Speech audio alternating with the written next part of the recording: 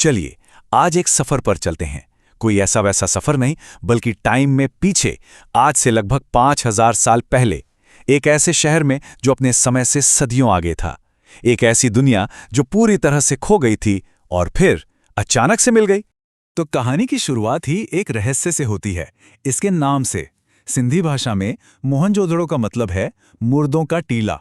अब सोचिए, एक ऐसा शहर जो कभी जिंदगी से गुलजार था, उसका नाम ये क्यों पड़ा? क्योंकि सच तो ये है कि लगभग 2600 ईसा पूर्व के आसपास ये जगह, अरे, किसी टीले से कहीं ज्यादा थी। ये तो सिंधु घाटी सभ्यता का एक बहुत बड़ा फलता फूलता महानगर था, जो आज के पाकिस्तान में मौजूद है। तो सवाल ये उठता है कि आखिर हजारों साल तक गुमनामी के अंधेरे में रहने के बाद ये खोया हुआ शहर दुनिया के सामने आया, तो आया कैसे? देखिए, ये कहानी ना एक पहेली की तरह सुलझी। सबसे पहले 1911 में एक आर्कियोलॉजिस्ट थे, D.R. भंडारकर। उन्हें एक टीले पर कुछ पुराने बौद्ध खंडर दिखे। फिर 10 साल बाद सर जॉन मार्शल को लगा कि भाई, इन खंडरों के नीचे कुछ और भी गहरा राज दबा हो सकता है।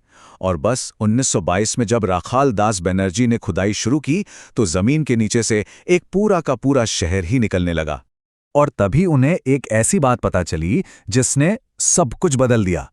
पता है क्या? जिस बौद्ध स्तूप को वो देख रहे थे, वो तो नीचे दबे शहर के बसने के लगभग 2000 साल बाद बनाया गया था। मतलब वो एक नहीं बल्कि 2 अलग-अलग सभ्यताओं को एक ही जगह पर देख रहे थे। और जो शहर नीचे मिला ना, और वो किसी अजूबे से कम नहीं था। वो तो इंजीनियरिंग का एक ऐसा नमूना था जिसे देखकर आज भी यकीन करना मुश्किल हो जाता है। जरा इस नंबर को देखिए, 700। जानते हैं क्या है? ये उस शहर में मिले कुओं की अनुमानित संख्या है। और देखिए, ये कोई मामूली बात नहीं थी। मोहनजोदड़ो शायद दुनिया का पहला ऐसा शहर था जहां करीब-करीब हर घर के पास पानी के लिए अपना कुआं था। वो भूजल यानी ग्राउंड वाटर तक पहुंचने की कला जानते थे। सोचिए, उस जमाने की ये कितनी बड़ी टेक्नोलॉजी रही होगी। और पानी को लेकर उनकी समझ का सबसे बड़ा सबूत वो है ये विशाल स्नानागार।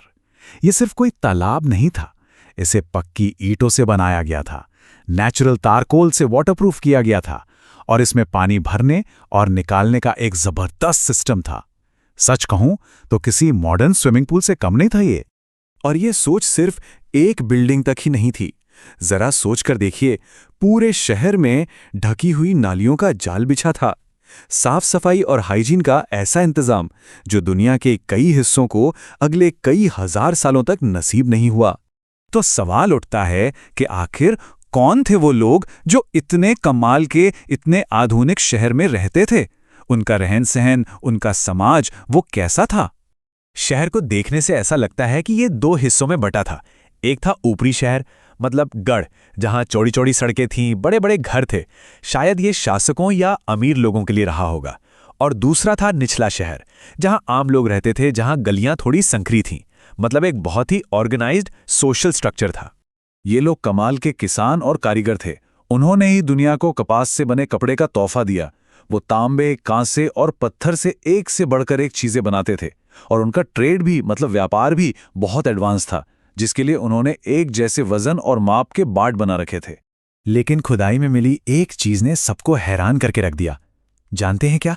वहां से अनगिनत औजार तो मिले, सुई, कुल्हाड़ी, बर्तन, सब कुछ, लेकिन एक भी हथियार नहीं मिला। एक भी नहीं। बस इस एक खोज ने इतिहासकारों को सोचने पर मजबूर कर दिया। क्या ये एक ऐसा समाज था जिसे सेना या हथियारों की जरूरत ही नहीं पड़ती थी? एक ऐसा समाज जो ताकत से नहीं बल्कि आपसी समझ और अनुशासन से चलता था? ये ख्याल ही अपने आप में कितना अद्भुत है ना? लेकिन मोहनजोदड़ो की कहानी में जितने जवाब मिले हैं ना, उससे कहीं ज्यादा सवाल आज भी बाकी हैं। यकीन करना मुश्किल है, पर आज तक इस विशाल शहर का सिर्फ 1/3 हिस्सा ही खोदा गया है। 2/3 शहर तो आज भी जमीन के नीचे दबा अपनी बारी का इंतजार कर रहा है। और चिंता की बात तो ये है कि पिछले कई दशकों से यहाँ बड़े पैमाने पर खुदाई का काम रुका हुआ है। ये कुछ ऐसा है जैसे कोई एक बहुत ही दिलचस्प किताब पढ़ रहा हो और उसे सबसे रोमांचक मोड़ पर आकर बंद कर दे। तो ये सवाल हम सबके लिए है। जरा सोचिए, जमीन के नीचे दबे उस 2/3 शहर में और कौन से राज, कौन सी कलाकृतियां और कौन सी अनसुनी कहानियां हमारी राह देख रही हैं?